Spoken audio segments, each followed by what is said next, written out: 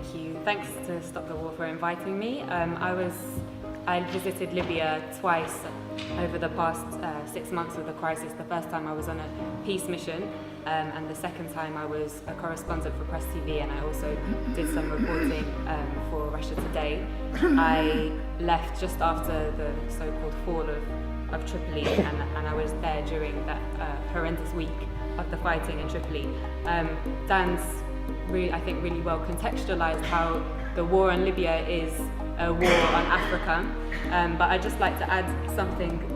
Dan mentioned how NATO have been targeting the over 100,000 soldiers in Libya, but there were also thousands of ordinary men and women. There were a lot of women who volunteered since the beginning of the crisis to defend their country, and they were armed by the government.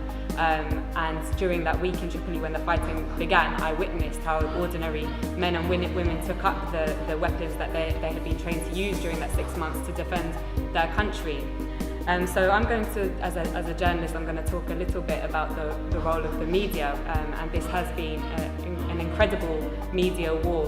Dan alluded strongly to the criminalization of the Libyan government and Gaddafi. So the media said that thousands of people were about to be killed in Benghazi, but they never showed us any evidence. They said that 6,000 people had been killed by the government.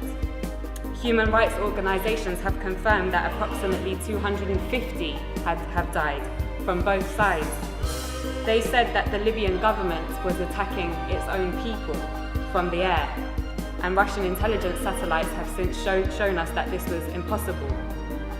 They said that the government was hiring mercenaries from elsewhere in Africa. They never showed us the evidence. Instead, we saw the videos of black Libyans and other black Africans being lynched in public squares by NATO's ground troops, the rebels, with scores of people filming on their mobile phones and Western special forces looking on. They said that Gaddafi was hated by his people, but they never showed us the 1.7 million people in a country of 6 million in Green Square on July the 1st, or the masses in Tarhuna, in Sabha, in Beni Walid, in Sirte, and across the country who demonstrated to pledge their allegiance to their leader and to the Jamahiriya. They never showed us the masses, as I said, of ordinary men and women who had accepted the government's offer of weapons to defend their families, neighborhoods, and country from people who wished to condemn them to enslavement, to imperialism. They said they were targeting Gaddafi's military forces. They ignored the 33 children, 32 women, and 20 men who I saw buried in the small and traditional port town of Majer in Zlitan in early August. They said on August 20th or the 21st that Tripoli fell without resistance. But they didn't tell us that in 12 hours alone, 1,300 people were massacred in that city and 900 were injured.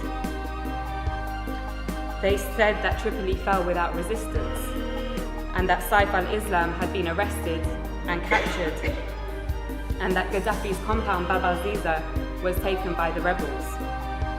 But despite that, Saif al-Islam himself showed up in the hotel where I was trapped and took a group of journalists outside to see with their very own eyes.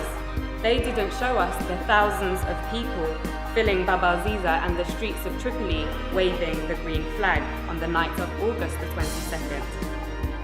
They said that Tripoli fell without resistance.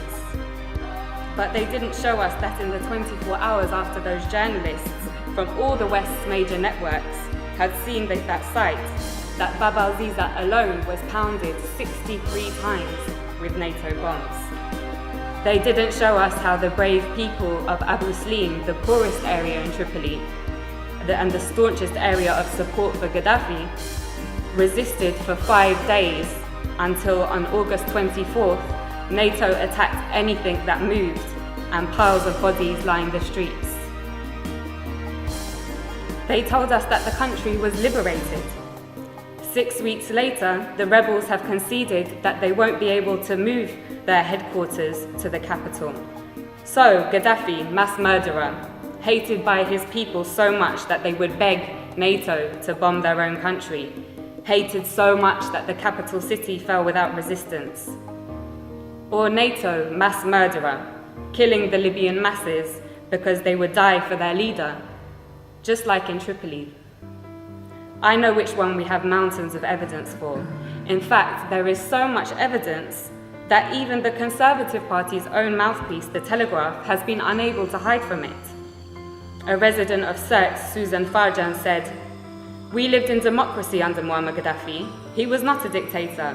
I lived in freedom. Libyan women had full human rights.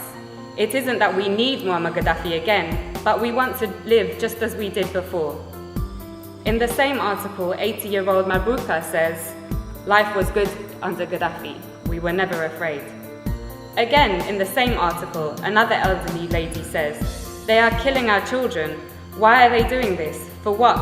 Life was good before." And yet another says, "Everyone loves Gaddafi, and we love him because we love Libya. Now the rebels have taken over, we might have to accept that. But Muammar will always be in our hearts." Now all cards are on the table.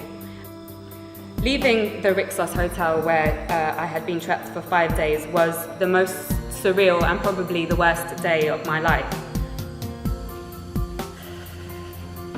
It was a bad day. The safe, secure, welcoming city, full of life and warmth that I had driven through days previously had transformed.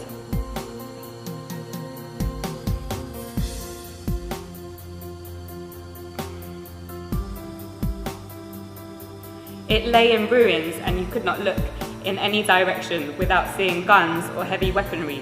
Many people had gone into hiding, been killed, and thousands of others had fled. Libya reached a point, as Dan said, of having the highest standard of living in Africa, a high level of literacy, universal healthcare and free university education, a high status for women in society and the greatest degree of equality for the large black population in the whole of North Africa and the Middle East. Those 40 years of revolutionary achievements have now been reversed.